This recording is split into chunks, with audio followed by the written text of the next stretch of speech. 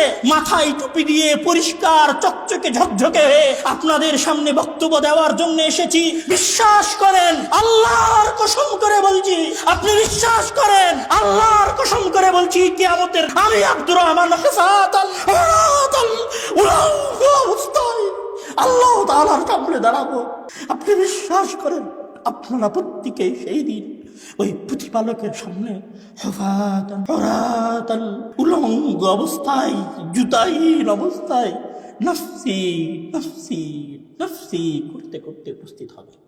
সেই দিন এত ভয়ঙ্কর হবে, এত ভয়ঙ্কর হবে যে আদম আলাইহিস সালাম আবুল বাশার শাফাত করবেন না, নূহ আউয়ালুর রাসূল শাফাত করবেন না, ইব্রাহিম খলিলুল্লাহ শাফাত করবেন না, মূসা কালিমুল্লাহ শাফাত করবেন না, ঈসা মাসীহুল্লাহ শাফাত করবেন না। কেউ সেই দিন শাফাত করার সক্ষমতা রাখবে না। নবীদের যদি এত ভয়ঙ্কর অবস্থা হয়, নবীদের যদি এত চিন্তাজনক অবস্থা হয়, নবীরা যদি নফসি নফসি করে চিৎকার করতে থাকেন, আমি আব্দুর রহমান, আমি আব্দুর রহিম, আমি আব্দুল কুদ্দুস, আমি দাড়ি চাচ্ছি, টাকনোর নিচে প্যান্ট পরি, 5 ওয়াক্ত নামাজ পড়িনি, কতদিন সালাত আদায় করিনি, কতদিন সিয়াম পালন করিনি, কতদিন কত নারীর পরকীয় সম্পর্কে জড়িত হয়েছি, কতদিন কত অন্যায় করেছি, কতদিন কত বিচার করেছি। সেই দিন আমার আপনার অবস্থা কি? ওই মানুষেরাও কিয়ামতের দিন মহান আল্লাহ তাআলার সামনে উপস্থিত হবে, আর মহান আল্লাহ তাআলা বলবেন, আল-ইয়াউম নাখতিমু আলা আফওয়াহিম, আজকে আমরা তোমাদের মুখ সেলাই করে দিব, তোমাদের কারো মুখ দিয়ে কোনো কথা বের হবে না। ওয়া তুকাল্লিমুনা আইদিহিম, সেই দিন তোমাদের হাত কথা বলবে, ওয়া তাশহাদু আরজুলুহুম, এবং তোমাদের পা তোমাদের বিরুদ্ধে সাক্ষ্য দিবে। তখন আপনি বলবেন, ওয়া ক্বালু লিজুলুদিহিম লিমা শাহিদতুম আলাইনা, ক্বালু আনতাকানাল্লাহুল্লাযী আনতাকা কুল্লা শাইইন ওয়া হুয়া খালাকাকুম আউওয়ালা মাররা ওয়া ইলাইহি তুরজাউন। আপনি আশ্চর্য হয়ে যাবেন, যেই হাত আপনি ডাব সাবান দিয়ে ধুয়ে পরিষ্কার করে রেখেছেন, যেই হাতকে ঠান্ডা থেকে বাঁচানোর জন্য পকেটের মধ্যে ঢুকিয়ে রেখেছেন, যেই হাতকে ঠান্ডা থেকে বাঁচানোর জন্য গরম পানি দিয়ে ওযু করেছেন, যেই হাতকে বাঁচানোর জন্য আপনি ফজরের সালাতে আসেননি, যেই পা দিয়ে আপনি হেঁটে প্রেমিকার সাথে দেখা করতে গিয়েছিলেন, যেই পা দিয়ে হেঁটে আপনি আপনার মুসলিম ভাইকে মারতে গিয়েছিলেন, যেই পা দিয়ে হেঁটে আপনি আপনার দলের আন্দোলন করে বেরিয়েছেন, যেই পা দিয়ে হেঁটে আপনি মিছিলে অংশগ্রহণ করেছেন, যেই হাত দিয়ে আপনি আপনার মুসলিম ভাইকে তরবারি দিয়ে কুপিয়েছেন, যেই হাত দিয়ে আপনি আপনার ভাইকে বৈঠা দিয়ে মেরেছেন, যেই হাত দিয়ে লাঠি ব্যবহার করে আপনি আপনার অপর দলের ভাইকে মেরেছেন, ওই কিয়ামতের দিন আপনার হাত, আপনার পা, আপনার চামড়া আপনার বিরুদ্ধে সাক্ষ্য দিবে। তখন আপনি আশ্চর্য হয়ে বলবেন, ওয়াকালু লিজুলুদিহিম লিমা শাহিদতুম আলাইনা, তোমরা কেন আজকে আমাদের বিরুদ্ধে সাক্ষ্য দিচ্ছ? আমি তো তোমাকে ঠান্ডা থেকে বাঁচিয়ে রেখেছিলাম, আমি তো তোমাকে ডাব সাবান দিয়ে ধুয়ে পরিষ্কার করেছিলাম, আমি তো তোমাকে পন্স লোশন মাখিয়ে রেখেছিলাম, আমি তো ফর্সা দেখার জন্য ফেয়ার অ্যান্ড লাভলি মেখে প্রেমিকার সাথে দেখা করতে গেছিলাম, তুমি আজকে কেন আমার বিরুদ্ধে সাক্ষ্য দিচ্ছ? ক্বালু আনতাকানাল্লাহ, আজকে আল্লাহ তাআলা আমাদেরকে কথা বলার সক্ষমতা দিয়েছেন। আসসালামু আলাইকুম ওয়া রাহমাতুল্লাহি ওয়া বারাকাতুহু। ইন্নাল হামদালিল্লাহ নাহমাদুহু ওয়া নাস্তাঈনুহু ওয়া নাস্তাগফিরুহু ওয়া নাউযু বিল্লাহি মিন শুরুরি আনফুসিনা ওয়া মিন সাইয়্যাতি আ'মালিনা। من يهده الله فلا مضل له ومن يضلله فلا هادي له وأشهد أن لا إله إلا الله وحده لا شريك له وأشهد أن محمدا عبده ورسوله أما بعد। সকল প্রশংসা, সকল গুণগান সেই আল্লাহ তাআলার জন্য, যার অপরিসীম কৃপা এবং দয়ার কারণে আমরা এই দিনী বৈঠকে উপস্থিত হওয়ার সক্ষমতা লাভ করেছি। আলহামদুলিল্লাহ। দুরূদ এবং সালাম বর্ষিত হোক তার প্রেরিত রাসূল মুহাম্মদ ইবনে আবদুল্লাহর উপর সকলেই বলি সাল্লাল্লাহু আলাইহি ওয়াসাল্লাম। সম্মানিত উপস্থিতি, আমি আজকের আমার এই সংক্ষিপ্ত আলোচনায় আপনাদের সামনে আমার হৃদয়ের সর্বস্ব দিয়ে মহান আল্লাহ তাআলার কিছু বাণী এবং মহান আল্লাহ তাআলার কিছু কথা আপনাদের কাছে পৌঁছে দেওয়ার চেষ্টা করব ইনশাআল্লাহ। ওয়া মা তাওফীকি ইল্লা বিল্লাহ। সম্মানিত উপস্থিতি, আমরা জানি যে পৃথিবীতে প্রত্যেকটা জিনিস বা প্রত্যেকটা বস্তুর নির্দিষ্ট একটা মেয়াদ থাকে। যেমন ধরেন, আমি একটা গেঞ্জি কিনেছি, সেটা যত দামি গেঞ্জিই হোক না কেন, সেই গেঞ্জির নির্দিষ্ট একটা বয়স সীমা আছে। হয়তো আমি সর্বোচ্চ ওই গেঞ্জিটা 2 বছর পরতে পারি, আর একটু গরিব হলে 3 বছর পরতে পারি, আর একটু গরিব হলে ছিঁড়ে গেলেও 4 বছর পরতে পারি। তারপরে ওই গেঞ্জিটার মেয়াদ শেষ হয়ে যায় এবং ওই গেঞ্জিটা তখন আমাদের বাড়ির পাপোশে পরিণত হয়। এক সময় পাপোশে পরিণত হওয়ার কিছুদিন পরে সেটা পাপোশ থেকেও দূরে সরে যায় এবং সেটাকে ডাস্টবিনে নিক্ষেপ করা হয়। যেমন ধরেন, আপনি একটা দামি মোবাইল কিনেছেন, ওই মোবাইলটারও কিন্তু একটা মেয়াদ আছে। মোবাইলটা একটা মেয়াদ পর্যন্ত কাজ করে, মেয়াদ শেষ হয়ে যাওয়ার পরে ওই মোবাইলটা আপনার কাছে পুরনো ভাঙড়ি মোবাইল হিসেবে পরিণত হয়।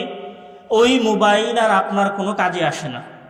আজ থেকে 10 বছর আগে যেই যানবাহন ছিল, এখন সেই যানবাহনগুলো পুরনো হয়ে গেছে, অকেজো হয়ে গেছে, কোথাও কোনো ডাস্টবিনে অথবা কোথাও কোনো ওয়ার্কশপে পড়ে আছে।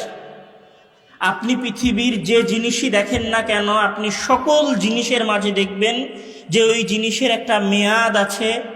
মেয়াদ শেষ হয়ে যাওয়ার পরে ওই জিনিসের কোনো মূল্য থাকে না। মেয়াদ শেষ হয়ে যাওয়ার পরে সেটাকে মেয়াদ উত্তীর্ণ বা মৃত জিনিস হিসেবে ঘোষণা করা হয়। পৃথিবীর এমন কোনো কিছু নাই যেটার মেয়াদ নাই।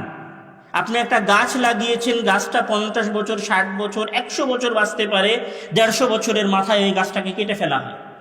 একটা গাছ 300 বছরও বাঁচতে পারে, 500 বছরও বাঁচতে পারে, তারপরে সেই গাছটার মেয়াদ শেষ হয়ে যায়। পৃথিবীতে একদম পৃথিবীর সূচনা লগ্ন থেকে কোনো গাছ আছে বিষয়টা এরকম না। তো পৃথিবীর নিয়ম হচ্ছে, এখানে যা আছে তার মেয়াদ একদিন শেষ হয়ে যায়। এই সকল কিছুর মেয়াদ শেষ হয়ে যাওয়াটা আমাকে আপনাকে আসলে কি বলে যায়? সকল কিছুর মেয়াদ শেষ হয়ে যাওয়াটা আমাকে আপনাকে এটা বলে যায় যে তুমি যেই রক্তে মাংসে গড়া মানুষ, তুমি যেই চামড়া এবং হাড্ডিতে গড়া মানুষ, তোমার এই মানুষ, এই নফস, এই শ্বাস প্রশ্বাসেরও একটা কি আছে? মেয়াদ আছে। আপনার গেঞ্জির মেয়াদ 2 বছর, আপনার মোবাইলের মেয়াদ 5 বছর, আপনার গাড়ির মেয়াদ 20 বছর, আর আপনার মেয়াদ সর্বোচ্চ 70 বছর, 80 বছর, 100 বছর, সর্বোচ্চ 150 বছর। আমার মনে হয় না যে আজকের এই মাহফিলে 150 বছরের কোনো মানুষ আছে।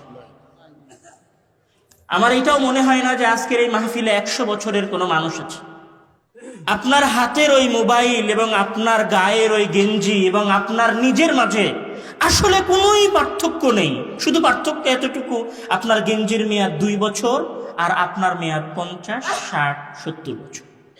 তার মধ্যে আপনার জীবনের 30%, কারো 50%, কারো 70% অতিবাহিত হয়ে গেছে, অল্প কিছু সময় বাকি আছে। আপনার মেয়াদ যদি 70 বছর হয়ে থাকে আর আপনার বয়স যদি 40 বছর হয়, তাহলে আর কয় বছর আছে? 30 বছর। আপনার মেয়াদ যদি 70 বছর হয় আর আপনার বয়স যদি 60 বছর হয়, কয় বছর আছে? 10 বছর। 60 বছর পার হতে কতদিন সময় লেগেছে? ভাই, চোখের পলকে পার হয়ে গেল। বুঝতে পারেনি মনে হয় কথাটা। 60 বছর পার হতে কতদিন সময় লেগেছে? 2 বন্ধুতে যখন কথা হয় তখন 60 বছরটা বোঝা যায়। 60 বছরটা কতদিন? 60 বছরটা হচ্ছে চোখের পলকেই তো পার হয়ে গেল। ওই তো সেই দিন স্কুলের মাঠে খেলছিলাম আমি আর তুই, ওই যে সেই দিন বিলে মাছ মেরে আসলাম আমি আর তুই, ওই যে সেই দিন ফুটবল খেলতে গেলাম ওই পাড়ায়, এই যে সেই দিন আর আজকের 60 বছর। 60 বছর এর মেয়াদ শুধুমাত্র সেই দিন, চোখের পলক। আমি মনে হয় বুঝাতে পারিনি কথা। আপনার 60 বছর আর আপনার 40 বছর আর আপনার 30 বছর শুধু কতটুকু? শুধু হচ্ছে চোখের পলকে পার হয়ে গেল। যদি আর 20 বছর থেকে থাকে, যদি আর 30 বছর থেকে থাকে, যদি আর 10 বছর থেকে থাকে, যদি আর 5 বছর থেকে থাকে, তাহলে সেটাও কতদিন? চোখের পলক। সেটাও কতদিনে পার হয়ে যাবে? চোখের পলকে পার হয়ে যাবে। আমি আপনাকে আরেকটু কাছে করে বুঝাই। আপনার বয়স যদি 65 বছর হয়, আর আজকে আপনার বয়স যদি 64 বছর 364 দিন হয়, এমন বোঝাতে পারিনি কথা। আপনার বয়স যদি 65 বছর হয়, আর আজকে যদি আপনার বয়স 64 বছর 364 দিন হয়, তাহলে আর কয়দিন আছে? একদিন আছে। আপনি জানেন আপনার কত বছরের মেয়াদ? এখানে কোনো একজন যুবক, কোনো একজন ছাত্র, কোনো একজন তরুণ, কোনো একজন কিশোর, কোনো একজন পূর্ণ 40 বছরের যুবক দাঁড়িয়ে কি আমাকে কথা বলতে পারে, আমি আপনাকে চ্যালেঞ্জ দিচ্ছি যে আমি 60 বছর বয়স পর্যন্ত বাঁচব? আমি আব্দুর রহমান নিজেও এটা জানি না যে আমি আজকে রাতে এই সফর শেষ করে বাসায় ফিরে যাব কি। আপনারা কেউ জানেন না যে আজকের এই প্রোগ্রাম শেষ হয়ে যাওয়ার পরে আগামীকাল সকালে ফজরের সালাত আদায় করার তৌফিক এবং সৌভাগ্য আপনার হবে কি হবে না। কেউ জানে না, কেউ না। আমাদের মাঝে একজন মানুষ এরকম নাই যে নিশ্চয়তা দিতে পারে আমি আজকে রাতে ঘুম যাব আর আগামীকাল সকালে উঠব। আমার এবং আপনার জীবনের বাস্তবতা এইটাই।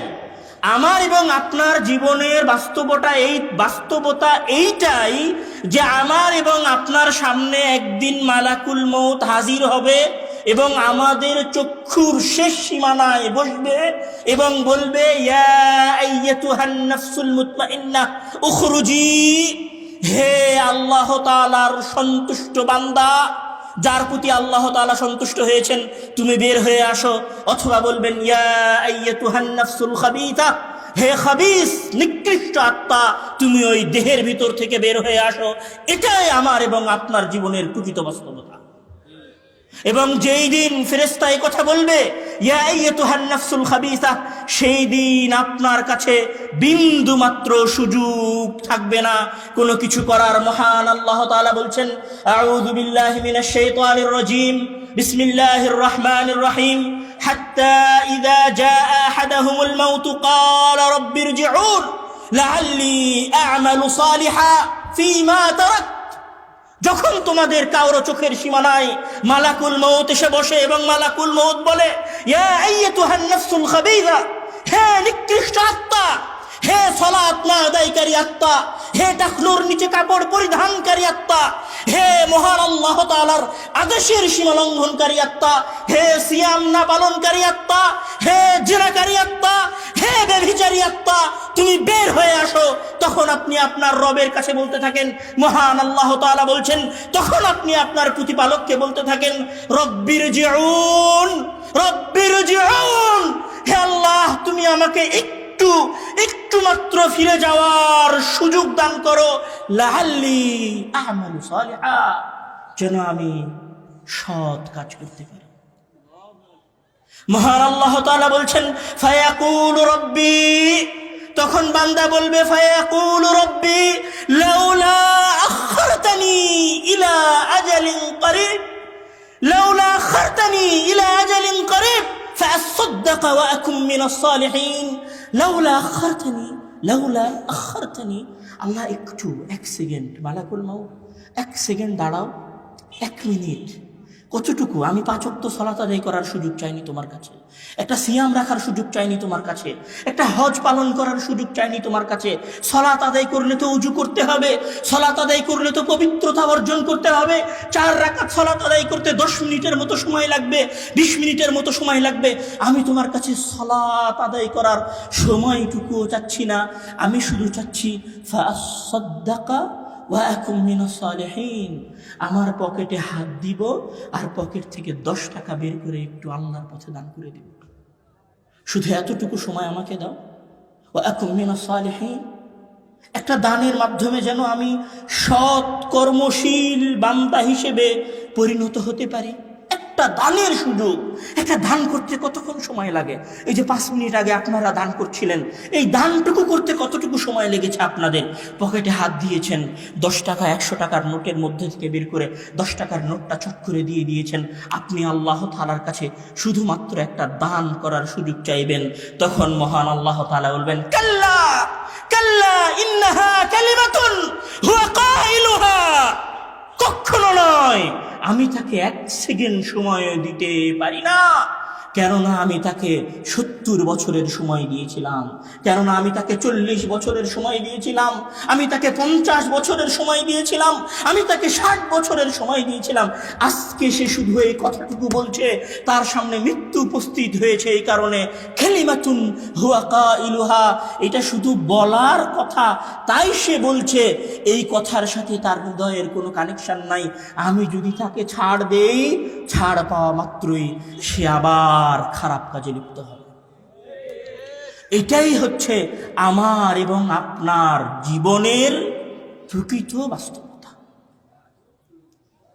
আমার এবং আপনার জীবনের প্রকৃত বাস্তবতা হচ্ছে এটাই যে আপনার মেয়াদ 60 বছর 70 বছর পার হয়ে যাওয়ার পরে 3.5 হাত কবর আর 2টা কাফনের কাপড় হচ্ছে আপনার জীবনের প্রকৃত বাস্তবতা।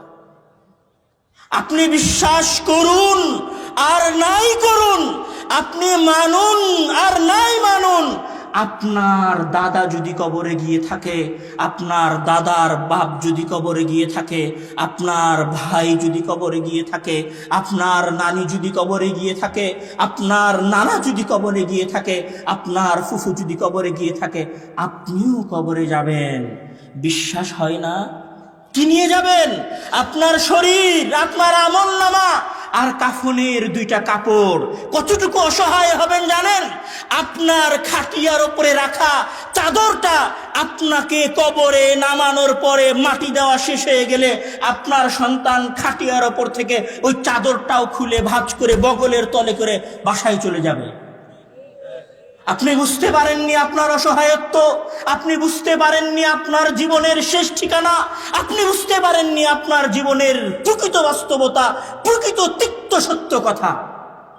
আমার এবং আপনার জীবনের প্রকৃত তিক্ত সত্য কথা হচ্ছে মৃত্যু। আমার এবং আপনার জীবনের প্রকৃত তিক্ত সত্য কথা হচ্ছে কবর। আর আমার এবং আপনার জীবনের দ্বিতীয় তিক্ত সত্য কথা হচ্ছে আমি এবং আপনি এই দীর্ঘ 40 এবং 50 বছরে যা কিছু করেছি, আমি এবং আপনি এই দীর্ঘ 40-50 বছরে যা কিছু করেছি, যা কিছু করেছি, যা কিছু করেছি, তার সকল কিছুই একদিন আপনার সামনে উপস্থাপন করা হবে। আপনার জীবনের 2টা বাস্তবতা। এক, যে আপনার জীবনের একটা মেয়াদ আছে, মৃত্যু আপনার দরবারে আসবে, আপনি কবরে যাবেন। আর আপনার জীবনের দ্বিতীয় বাস্তবতা হচ্ছে যে আপনি যা কিছু করেছেন জন্মের পর থেকে নিয়ে শুরু করে মৃত্যু পর্যন্ত, সকল কিছুর প্রত্যেকটা সেকেন্ডের, প্রত্যেকটা মুহূর্তের, প্রত্যেকটা কাজের এবং প্রত্যেকটা কর্মের হিসাব এবং কর্মের বিস্তারিত বিবরণ আপনার কাছে একদিন কি করা হবে? পেশ করা হবে। মহান আল্লাহ তাআলা সেই দিনের সম্পর্কে বলছেন, ইয়া আইয়ুহান নাসুত্তাকু রাব্বাকুম আন্না যালযালাতাস সাআতি শাইউন আযীম ইয়াওমা তারাওনাহা তাযহালু কুল্লু মুরদিআতিন আম্মা আরদাআত ওয়া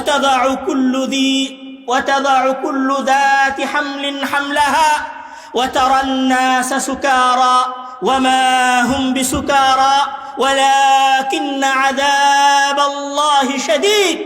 মহান আল্লাহ তাআলা ওই ভয়ঙ্কর দিন সম্পর্কে বলছেন, যেই দিন আমার এবং আপনার সকলের সকল কাজের হিসাব পেশ করা হবে।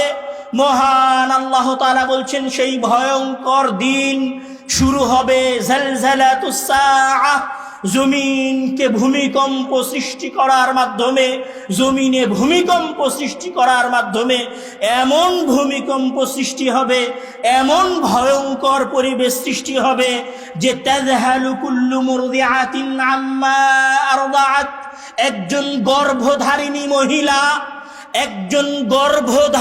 মহিলা তার 9-10 মাস 10 দিন পেটে ধারণ করা যত্নের, ভালোবাসার, প্রাণের প্রিয় সন্তানকে জন্ম দিয়ে দিবে। তাজহাল, এমন ভাবে জন্ম দিয়ে দিবে যে সে নিজেও বুঝতে পারবে না তার সন্তান জন্মগ্রহণ করে ফেলেছে। তাহলে পরিবেশ কতটা ভয়ঙ্কর হবে, পরিবেশ কতটা ভয়ানক হবে, পরিবেশ কতটা ভয়ঙ্কর হবে যে একজন মানুষ তার সন্তানকে জন্ম দিয়ে দিবে, একজন মহিলা তার সন্তানকে জন্ম দিয়ে দিবে, কিন্তু সেই মহিলা বুঝতে পারবে না যে সে তার সন্তানকে জন্ম দিয়েছে। সেই দিন এত ভয়ঙ্কর হবে যে মহান আল্লাহ তাআলা এই যে সূর্য সৃষ্টি করেছেন, এই যে চন্দ্র সৃষ্টি করেছেন, এই যে আসমান সৃষ্টি করেছেন, পাহাড় সৃষ্টি করেছেন, এই সকল কিছুকে মহান আল্লাহ তাআলা শুধুমাত্র সৃষ্টি করে রেখেছেন কিয়ামতের ভয়ঙ্কর পরিবেশ দেখানোর জন্য। কিভাবে? মহান আল্লাহ তাআলা বলছেন ইদাস সামাউ শাক্কাত, এটি হচ্ছে এমন একটা দিন যেই দিন তোমাদের মাথার উপরের এই আসমান, যে আসমানে তোমরা রকেট নিয়েও যেতে পারো না, যে আসমানে তোমরা হাইপারসোনিক বিমান নিয়েও যেতে পারো না, যে আসমানে তোমরা তোমাদের সবচেয়ে দ্রুত গতির রকেট নিয়েও যেতে পারো না, ইদাং শাক্কাত, যেই দিন ওই দিন আসবে সেই দিন আমি এই আসমানকে দ্বিখণ্ডিত করে দিব। ওয়াইদাশ শামসু কুবিরাত, যেই সূর্যের তাপের কাছে তোমরা গলে একত্রিত হয়ে যাচ্ছ, যেই সূর্যের তাপের কাছে টিকতে পারবে এইরকম কোন যন্ত্র তোমরা তৈরি করতে পারোনি। ইদাশ শামসু কুবিরাত, আমি সেই দিন ওই সূর্যকে আলোহীন করে মুড়ে দিব। ওয়া ইদাল কাওয়াকিবু ইনতাসারাত, আর আমি তোমরা যে তারকা দেখছো, যে চন্দ্র দেখছো, যে আরো গ্রহ নক্ষত্র দেখছো, এই গ্রহ নক্ষত্রগুলোকে আমি ছিন্ন বিচ্ছিন্ন করে দিব। আর ওই যে তোমরা হিমালয় পর্বত দেখছো, ইয়াসআলুনাকা আনিল জিবাল, তারা তোমাদেরকে হিমালয় পর্বত সম্পর্কে জিজ্ঞাসা করে, আপনি বলে দিন ফাকুল ইয়ানসিফুহা রাব্বি নাসফা। আর ওই দিন এত ভয়ঙ্কর হবে যে আল্লাহ ওই দিনের ভয়ঙ্কর দৃশ্য বোঝানোর জন্য আসমানকে চূর্ণ বিচূর্ণ করে দিবেন, সূর্যকে আলোহীন করে দিবেন, চন্দ্র তারকা গ্রহরাজিকে ছিন্ন বিচ্ছিন্ন করে দিবেন।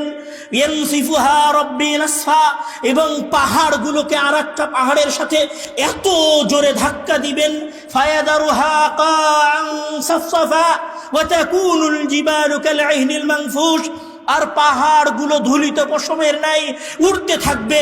লা তারা ফিহা ইওয়াজান ওয়ালা আমতা, এমন ভাবে পাহাড়গুলোকে বাড়ি দিয়ে ধুলায় ধূসরিত করে সমান করে দিবে যে তোমরা কেউ এই জমিনের কোথাও উঁচু নিচু কোনো কিছু দেখতে পাবে না। আসমান চৌচির্ণ হয়ে যাবে, সূর্য আলোহীন হয়ে যাবে, তারকাগুলো ছিন্ন বিচ্ছিন্ন হয়ে যাবে, পাহাড়গুলো ধুলায় ধূসরিত হয়ে মাটিতে মিলিয়ে যাবে। যখন এই রকম পরিবেশ চলবে তখন আমরা কি করব? ইয়াউমা ইয়াখরুজুনা মিনাল আজদাসি সিরাআন কাআন্নাহুম ইলা নুসবিন ইউফিদুন আইনামা তাকুনু ইয়াতি বিকুমুল্লাহু জামিআ ইন্নাল্লাহা আলা কুল্লি শাইইন কাদির। এইরকম ভয়ঙ্কর একদিনে, এইরকম ভয়ঙ্কর এক পরিবেশের মধ্যে মহান আল্লাহ তাআলা আপনার মরে যাওয়া দাদা, আপনার মরে যাওয়া নানি, আপনার মরে যাওয়া ভাই, আপনার মরে যাওয়া গ্রামের চেয়ারম্যান, আপনার গ্রামের মরে যাওয়া জালেম মেম্বার, আপনার অঞ্চলের মেয়র, আপনার অঞ্চলের এমপি, আপনার অঞ্চলের মন্ত্রী, সবাইকে ইয়াখরুজুনা মিনাল আজদাস, কবরের ভেতর থেকে বের করবেন। মহান আল্লাহ তাআলা বলছেন আইনামা তাকুনু ইয়াতি বিকুমুল্লাহু জামিআ। যে ব্যক্তি আটলান্টিক মহাসাগরে টাইটানিক জাহাজের ডুবে যাওয়ার সাথে ডুবে গেছে, আমি তাকেও বের করে নিয়ে আসব। যে আগুনে পুড়ে ছাই হয়ে গেছে, আমি তাকেও বের করে নিয়ে আসব। যাকে সন্ত্রাসীরা হত্যা করে পদ্মার চরে পায়ে শিকল বেঁধে ডুবিয়ে দিয়েছে, আমি তাকেও বের করে নিয়ে আসব। যাকে হত্যা করার পরে কেমিক্যাল দিয়ে তার হাড় গলিয়ে ফেলা হয়েছে, আমি তাকেও সেই দিন কিয়ামতের দিন ইয়াতি বিকুমুল্লাহু জামিআ, সেই দিন বের করে নিয়ে আসব। সেই দিন আমরা কিভাবে বের হব? মহান আল্লাহ তাআলা বলছেন, ইন কুল্লু মান ফিস সামাওয়াতি ওয়াল আরদি ইল্লা আতির রহমানি আবদা লাকাদ আহসাহুম ওয়া আ'আদ্দাহুম আ'দ্দা ওয়া কুল্লুহুম ইয়াতি ইয়াওমাল কিয়ামাতি ফারদা। আর সেই দিন সকল মানুষেরা কিয়ামতের দিন থেকে নিয়ে পৃথিবীর সৃষ্টি থেকে নিয়ে শুরু করে কিয়ামত পর্যন্ত যত মানুষ কবরের মধ্যে গেছে, আর যত মানুষ পানিতে ডুবে মারা গেছে, আর যত মানুষ আগুনে পুড়ে গেছে, তাদের সকলকে আমি বের করে নিয়ে আসব।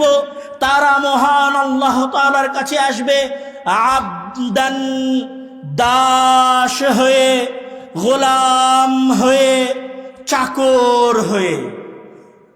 আপনি বিশ্বাস করেন আর নাই করেন, ওই ভয়ঙ্কর দিনে আমি আব্দুর রহমান, আমার ওখানে লেখা আছে যে প্রধান অতিথি Abdur Razzak bin Yusuf, chairman Islamic research foundation, প্রতিষ্ঠাতা আল জামিয়া সালাফিয়া।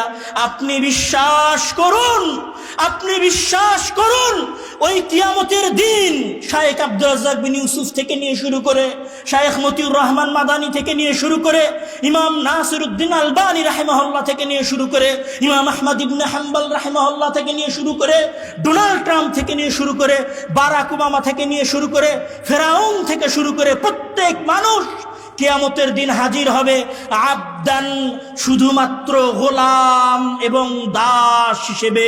কারো আলাদা কোনো পরিচয় থাকবে না। সেই দিন কারো নামের আগে প্রধান উপদেষ্টা থাকবে না, সেই দিন কারো নামের আগে শায়েখ থাকবে না, সেই দিন কারো নামের শেষে আব্দুর রহমান বিন আব্দুর রাজ্জাক থাকবে না। সেই দিন সকলের পরিচয় হবে দাস। লাকাদ আহসাহুম ওয়া আ'আদ্দাহুম আ'দ্দা, আর আমি তাদের সকলকে একটা একটা করে গুনবো। ওয়া কুল্লুহুম আতিহি ইয়াওমাল কিয়ামাতি ফারদা, আর কিয়ামতের দিন সকল মানুষ একা একা আসবে। কেউ বলবে না যে এটা আমার আওয়ামী লীগের ভাই, কেউ বলবে না এটা আমার ছাত্র দলের ভাই, কেউ বলবে না এটা আমার শিবিরের ভাই, কেউ বলবে না এটা আমার আহলে হাদিস যুব সংঘের ভাই, কেউ বলবে না এটা জমিয়তে আহলে হাদিসের ভাই। সবাই সেই দিন মহান আল্লাহ তাআলার কাছে আসবে গোলাম হয়ে এবং দাস হয়ে। রাসূল সাল্লাল্লাহু আলাইহি ওয়াসাল্লাম বলছেন, ইয়াহশুরুন নাসু ইয়াওমাল কিয়ামাতি হুফাতান উরাতান গারলা। এত নিকৃষ্ট দাস হবে, এত ছোট দাস হবে, এত হীনমন্য দাস হবে যে সেই দিন আব্দুর রহমানের গায়েও কোনো পোশাক থাকবে না, একদম উলঙ্গ। হুফাতান উরাতান, আজকে পায়ে মোজা আছে, সেই দিন পায়ে মোজা থাকবে না। আজকে জুতা আছে, সেই দিন জুতা থাকবে না। খালি পায়ে, খালি শরীরে, উলঙ্গ অবস্থায় মহান আল্লাহ তাআলার সামনে মানুষ উপস্থিত হবে। এই রকম একটা ভয়ঙ্কর অবস্থা চলবে। মানুষ বুঝতে পারবে যে আজকে আমার বিচারের দিন। কিভাবে বুঝতে পারবে? মানুষ দেখবে যে তার ভাই, ইয়াউমা ইয়াফিরুল মারউ মিন আখিহি ওয়া উম্মিহি ওয়া আবি, মানুষ দেখবে যে তার ভাই তাকে ছেড়ে পালিয়ে যাচ্ছে, তার বোন তাকে ছেড়ে পালিয়ে যাচ্ছে, তার মা তাকে দেখে পালিয়ে যাচ্ছে, তার বাবা তাকে দেখে পালিয়ে যাচ্ছে। এই রকম একটা পরিবেশ দেখার পরে মানুষ বুঝতে পারবে কবরের ভেতর থেকে উঠার পরে যে আমি তো আজকে কিয়ামতের দিন উপস্থিত হয়েছি। সেই দিন মানুষ দেখবে যে তার সূর্যটা ধ্বংস করার পরে মহান আল্লাহ তাআলা তাকে আবার সৃষ্টি করেছেন। সূর্যটা মাত্র 1 মিল দূরত্বে আছে, আর ওই সূর্যের তাপে শরীর থেকে ঘাম বেয়ে যত দূর পাপ তত দূর পর্যন্ত শরীরের ঘাম। যদি পাপ হয় টাকনু পর্যন্ত, তাহলে টাকনু পর্যন্ত ঘামে ডুবে থাকবে। যদি পাপ হয় হাঁটু পর্যন্ত, তাহলে হাঁটু পর্যন্ত ঘামের মধ্যে ডুবে থাকবে। মানুষ বুঝতে পারছে, মানুষ বুঝতে পারছে এইবার যে আমি যে একটা মেয়ের সাথে ফোনে কথা বলেছিলাম ওইটার হিসাবও আজকে হবে। মানুষ বুঝতে পারবে যে আমি নেতা হয়ে যে 1 টাকা আত্মসাৎ করেছিলাম সেই 1 টাকার হিসাবও আজকে হবে। মানুষ বুঝতে পারবে যে আমার যত পাওয়ার ছিল, যত লকব ছিল, যত ক্ষমতা ছিল সব আজকে শেষ হয়ে গেছে। আজকে আমার পরিচয় শুধুমাত্র একজন দাস আল্লাহ তাআলার, যে তার সামনে এসেছে গোলাম হয়ে, যে তার সামনে এসেছে দাস হয়ে, উলঙ্গ অবস্থায়। বিশ্বাস করেন, উলঙ্গ অবস্থায়। আমি মনে হয় অনুধাবন করাতে পারছি না। উলঙ্গ অবস্থায় মহান আল্লাহ তাআলার কাছে উপস্থিত হবেন। এইরকম ভয়ঙ্কর পরিবেশ চলতে থাকবে। আর সেই দিনের বয়স হবে তা'রুজুল মালাইকাতু ওয়ার রূহু ইলাইহি ফি ইয়াউমিন কানা মিকদারুহু 50 আলফ সানাহ। আর এই দিনের মেয়াদ হবে 50,000 বছরের সমান। এই 50,000 বছর আপনি দিক বিদিক ছুটে বেড়াবেন, কিছু বুঝতে পারবেন না। মাথায় টেনশন আছে যে আমার হিসাব হবে। উলঙ্গ অবস্থায় আছেন, আপনার ভাই, আপনার বোন, আপনার দল, আপনার নেতা, আপনার চাচা, আপনার চাচি, আপনার বাপ, আপনার বোন, আপনার খালা, আপনার খালু, আপনার মামা, আপনার মামি, আপনি সবাইকে চিনতে পারবেন, কিন্তু কেউ সেই দিন আপনার পাশে দাঁড়াবে না। আপনি যখন এইরকম পরিবেশ দেখবেন তখন দুশ্চিন্তা অনেক বেশি হয়ে গেছে। তখন এবার মানুষেরা নিজেরা আলোচনা করবে যে চলো কারো কাছে যাই শাফাত করার জন্য। তখন মানুষেরা আলোচনা করবে এবং বলবে যে চলো সবার আগে আদম আলাইহিস সালামের কাছে যাই। তখন মানুষ আদম আলাইহিস সালামের কাছে আসবে। কেন আসবে? কেননা 50,000 বছর হয়ে গেছে, মানুষ দিকবিদিক হয়ে ঘুরে বেড়াচ্ছে। ওই যে আমল করেছে, এই যে দুনিয়ায় কাজ করছেন, এই যে 1 সেকেন্ড বসে আছেন, এই 1 সেকেন্ডের এখন হিসাব শুরু হয়নি। হিসাব হতে হবে। হিসাব না হওয়া পর্যন্ত তো মাথা কাজ করছে না, হিসাব না হওয়া পর্যন্ত টেনশন কাজ করছে, হিসাব না হওয়া পর্যন্ত বিচলিত হয়ে ঘুরে বেড়াচ্ছে। তাহলে কি করতে হবে? হিসাব শুরু করাতে হবে। তো হিসাব শুরু করানোর জন্য কার কাছে যেতে হবে? সবার আগে যাবে মানুষ আদম আলাইহিস সালামের কাছে। আদম আলাইহিস সালামের কাছে গিয়ে বলবে ফায়াকুলুনা আনতা আবুল বাশার খালাকাকাল্লাহু বিয়াদিহি ওয়া নাফাখা ফীকা মির রূহিহি।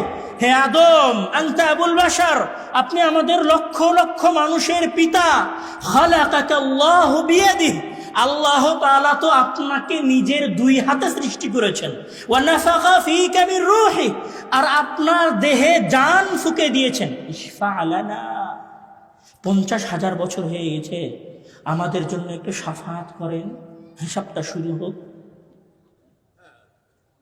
আদম আলাইহিস সালাম কি আপনার পীর সাহেবের মতো লাফ দিয়ে উঠে বলবেন যে আল্লাহ তুমি হিসাব শুরু করো?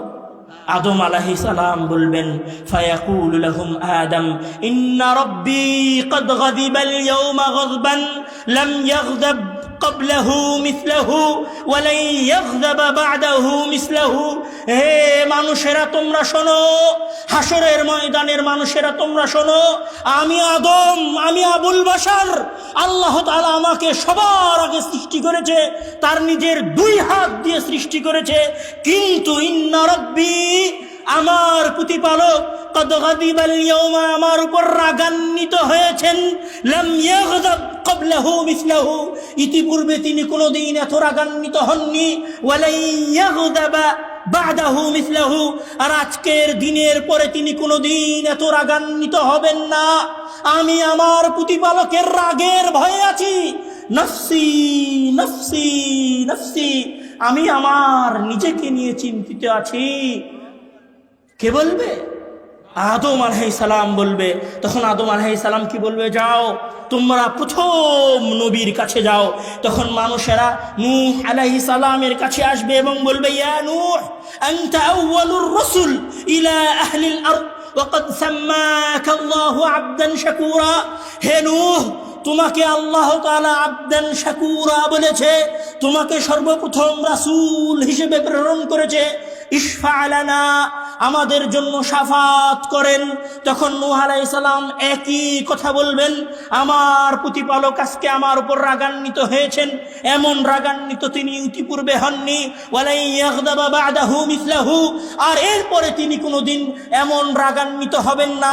আমি নূহ আউয়ালুর রাসূল, প্রথম নবী, নাফসি নাফসি নাফসি, তোমাদের জন্য শাফাত করার সক্ষমতা আমার কাছে নাই, তোমরা অন্য কোন নবীর কাছে যাও। তখন মানুষেরা নূহ আলাইহিস সালামের কাছ থেকে ছুটে দৌড়ে ইব্রাহিম আলাইহিস সালামের কাছে যাবে।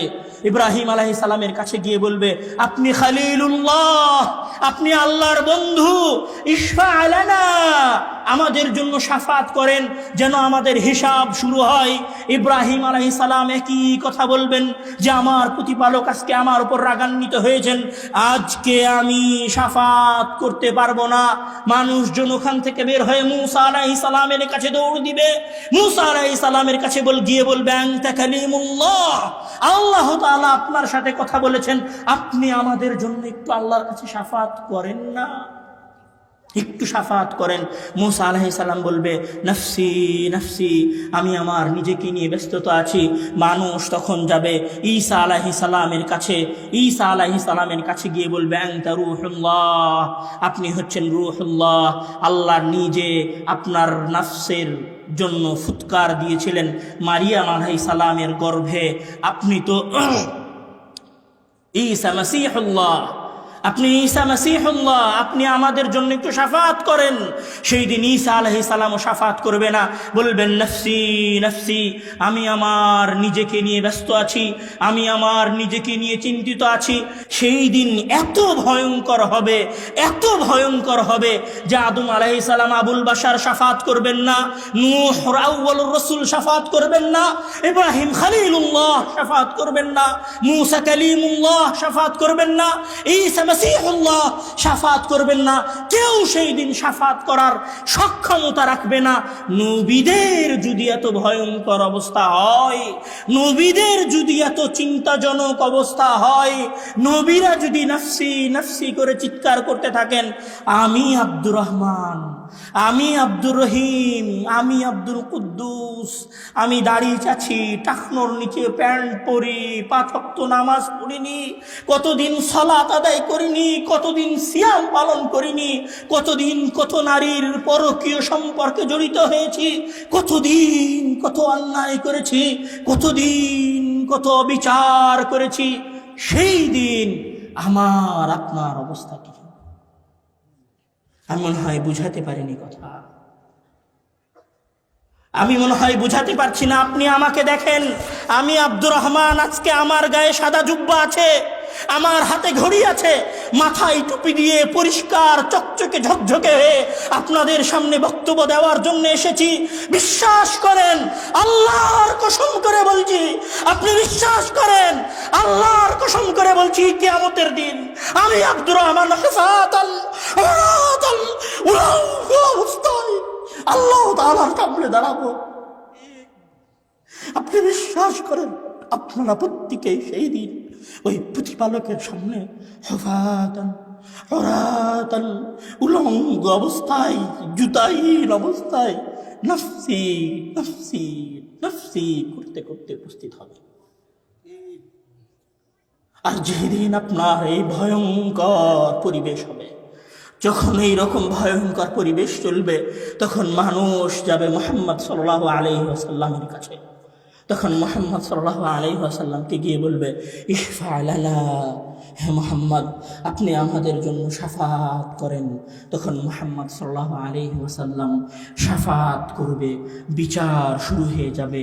ওয়াজা রাব্বুকা ওয়াল মালাকু সাফফান সাফফা, আর আল্লাহ তাআলা এবং ফেরেশতারা দলে দলে আসবে, আসমান থেকে নেমে আসবে। ওয়াজা রাব্বুক, আপনার প্রতিপালক আসবে, ওয়াল মালাকু সাফফান সাফফা, এবং ফেরেশতারা দলে দলে আসবে। এবার হিসাব শুরু হতে যাচ্ছে। মহান আল্লাহ তাআলা এসেছেন, ফেরেশতারা উপস্থিত হয়েছেন। 50,000 বছর পরে হিসাব শুরু হচ্ছে। মানুষ নিজের অসহায়ত্ব বুঝতে পেরেছে, মানুষ নিজের দুর্বলতা বুঝতে পেরেছে, এখনো অসহায়ত্ব শেষ হয়ে যায়নি।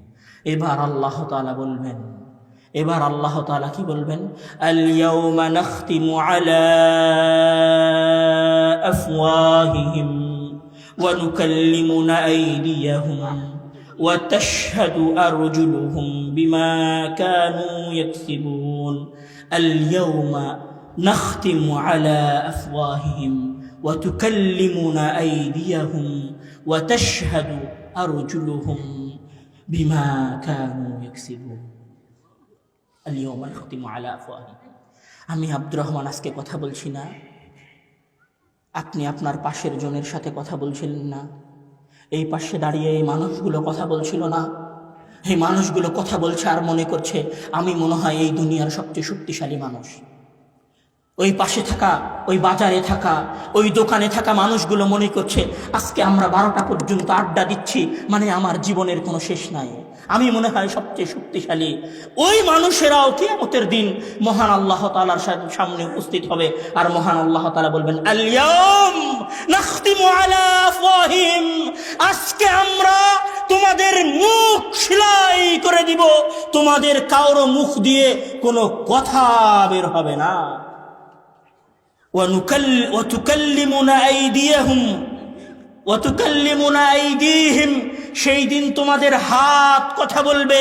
ওয়াতাশহাদু আরজুলুহুম, এবং তোমাদের পা তোমাদের বিরুদ্ধে সাক্ষ্য দিবে। তখন আপনি বলবেন ওয়াকালু লিজুলুদিহিম লিমা শাহিদতুম আলাইনা ক্বালু আনতাকানাল্লাহুল্লাযী أنطق كل شيء وهو خلقكم أول مرة وإليه ترجعون। আপনি আশ্চর্য হয়ে যাবেন, যেই হাত আপনি ডাব সাবান দিয়ে ধুয়ে পরিষ্কার করে রেখেছেন, যেই হাতকে ঠান্ডা থেকে বাঁচানোর জন্য পকেটের মধ্যে ঢুকিয়ে রেখেছেন, যেই হাতকে ঠান্ডা থেকে বাঁচানোর জন্য গরম পানি দিয়ে ওযু করেছেন, যেই হাতকে বাঁচানোর জন্য আপনি ফজরের সালাতে আসেননি, যেই পা দিয়ে আপনি হেঁটে প্রেমিকার সাথে দেখা করতে গিয়েছিলেন, যেই পা দিয়ে হেঁটে আপনি আপনার মুসলিম ভাইকে মারতে গিয়েছিলেন, যেই পা দিয়ে হেঁটে আপনি আপনার দলের আন্দোলন করে বেরিয়েছেন, যেই পা দিয়ে হেঁটে আপনি মিছিলে অংশগ্রহণ করেছেন, যেই হাত দিয়ে আপনি আপনার মুসলিম ভাইকে তরবারি দিয়ে কুপিয়েছেন, যেই হাত দিয়ে আপনি আপনার ভাইকে বৈঠা দিয়ে মেরেছেন, যেই হাত দিয়ে লাঠি ব্যবহার করে আপনি আপনার অপর দলের ভাইকে মেরেছেন, ওই কিয়ামতের দিন আপনার হাত, আপনার পা, আপনার চামড়া আপনার বিরুদ্ধে সাক্ষ্য দিবে। তখন আপনি আশ্চর্য হয়ে বলবেন ওয়াকালু লিজুলুদিহিম লিমা শাহিদতুম আলাইনা, তোমরা কেন আজকে আমাদের বিরুদ্ধে সাক্ষ্য দিচ্ছ? আমি তো তোমাকে ঠান্ডা থেকে বাঁচিয়ে রেখেছিলাম, আমি তো তোমাকে ডাব সাবান দিয়ে ধুয়ে পরিষ্কার করেছিলাম, আমি তো তোমাকে পন্স লোশন মাখিয়ে রেখেছিলাম, আমি তো ফর্সা দেখার জন্য ফেয়ার অ্যান্ড লাভলি মেখে প্রেমিকার সাথে দেখা করতে গেছিলাম, তুমি আজকে কেন আমার বিরুদ্ধে সাক্ষ্য দিচ্ছ? ক্বালু আনতাকানাল্লাহ, আজকে আল্লাহ তাআলা আমাদেরকে কথা বলার সক্ষমতা দিয়েছেন, তাই আজকে তোমাদের বিরুদ্ধে সাক্ষ্য দিচ্ছি। তখন আপনার হাত আপনার বিরুদ্ধে সাক্ষ্য দিবে, আপনার পা আপনার বিরুদ্ধে সাক্ষ্য দিবে। এই রকম ভয়ঙ্কর পরিবেশে আল্লাহ তাআলা বলবেন লিমানিল মুলকুল ইয়াউম লিল্লাহিল ওয়াহিদিল কাহার। ও হে বান্দারা, বলো আজকে রাজত্ব কার, আজকে ক্ষমতা কার, আজকে দাম্ভিকতা কার, আজকে গর্ব কার, আজকে অহংকার কার? এ কথা বলে মহান আল্লাহ তাআলা বলবেন লিমানিল মুলকুল ইয়াউম লিল্লাহিল ওয়াহিদিল কাহার, আজকে রাজত্ব শুধুমাত্র আল্লাহ তাআলার জন্য। মুখ বন্ধ করে হাত, চামড়া এবং পায়ের সাক্ষীর মাধ্যমে বিচার শুরু হবে। বিচার শুরু হওয়ার পরে ফামান ইয়ামাল মিসকালা যাররাতিন খায়রান ইয়ারাহ ওয়া মান ইয়ামাল মিসকালা যাররাতিন শাররান ইয়ারাহ। বিন্দু মাত্র ভালো কাজও দেখতে পাবে, বিন্দু মাত্র খারাপ কাজও দেখতে পাবে। শোরুমে গেছেন, শোরুমে জুতা কেনার পরে কম্পিউটারে আপনার জুতার দাম দেখায় 2000.99 এরকম করে লেখা রিসিট বের হয়। রসিদ দেখেননি? রসিদ ওই রকম কিয়ামতের দিন ফামান ইয়ামাল মিসকালা যাররাতিন খায়রান ইয়ারা ওয়া মান ইয়ামাল মিসকালা যাররাতিন শাররান ইয়ারা। রশিদ বের হবে আপনার ভালো কাজের, রশিদ বের হবে আপনার খারাপ কাজের, পূর্ণ বিবরণী দেখা যাবে। কবে কার সাথে কোথায় কি কথা বলেছেন, কত সেকেন্ড সময় কোথায় ব্যয় করেছেন, কাকে মেরেছেন, কয়দিন সালাত আদায় করেছেন, কয়বার আস্তাগফিরুল্লাহ পড়েছেন, কয় ওয়াক্ত সালাত আদায় করেছেন, কয়বার সিয়াম পালন করেছেন, কয়বার মানুষকে ধোঁকা দিয়েছেন, কয়বার মিথ্যা কথা বলেছেন, কয়বার সত্য কথা বলেছেন, কয়বার দাড়ি চেষেছেন, কয়বার টাকনুর নিচে কাপড় পরিধান করেছেন, কয়বার মানুষের সাথে ব্যবসায় ওজনে কম দিয়েছেন। সব হিসাব আপনার সামনে স্পষ্ট হয়ে আপনার সামনে চলে আসবে, সব হিসাব আপনি দেখতে পাবেন। ফাআম্মা মান উতিয়া কিতাবাহু বিয়ামিনিহি, আমল নামা আর হিসাব যদি ডান হাতে আসে আপনি সফল, আর আমল নামার হিসাব যদি বাম হাতে আসে তাহলে আপনি বৃথা, ব্যর্থ। তখন মহান আল্লাহ তাআলা আপনাকে বলবেন খুদুহু ফাগুল্লুহু সুম্মাল জাহিম সাল্লুহু, একে ধরো, একে পাকড়াও করো জিঞ্জির দিয়ে, একে বাঁধো, সুম্মাল জাহিম সাল্লুহু। ওই পাপী আব্দুর রহমানকে, ওই পাপী আব্দুল কুদ্দুসকে, ওই আব্দুল জব্বারকে ধরো, এদেরকে আর ধরে ধরে জাহান্নামে নিক্ষেপ করো। যাদের আমলনামা বাম হাতে আসবে তাদেরকে মহান আল্লাহ তাআলা জাহান্নামে নিক্ষেপ করবেন, আর যাদের আমলনামা ডান হাতে আসবে মহান আল্লাহ তাআলা তাদেরকে জান্নাতে দিবেন। এইটা হচ্ছে আমার এবং আপনার জীবনের সকল কাজের প্রকৃত বাস্তবতা। জীবনের বাস্তবতা হচ্ছে মৃত্যু, আর কর্মের বাস্তবতা হচ্ছে হয় জান্নাত না হয় জাহান্নাম। কর্মের বাস্তবতা হচ্ছে হয় জান্নাত না হয় জাহান্নাম। হে যুবক ভাইয়েরা, যারা আজকে এখানে আছেন, আপনাদের সকলের উদ্দেশ্যে উদাত্ত আহ্বান, যৌবনকে দেখে কিয়ামত আর মৃত্যুকে ভুলে যেন না। যৌবনকে দেখে কিয়ামত আর মৃত্যুর কথা ভুলে যেন না। চোখের পলকে বয়স 26 হয়েছে, চোখের পলকে নিজেকে কবরের মধ্যে আবিষ্কার করবেন, আর চোখের পলকে নিজেকে কিয়ামতের মাঠে আবিষ্কার করবেন।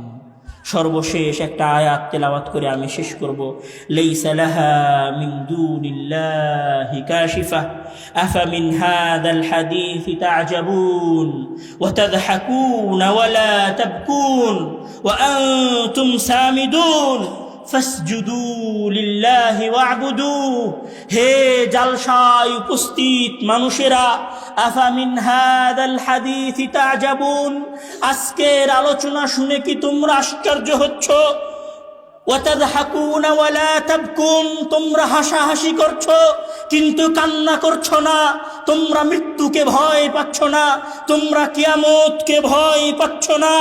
শুনে রাখো, তোমাদের উদ্দেশ্যে আমি আল্লাহ নসিহত করছি, ফাসজুদু লিল্লাহ, ক্ষমা প্রার্থনা করে আল্লাহর উদ্দেশ্যে সেজদা দাও।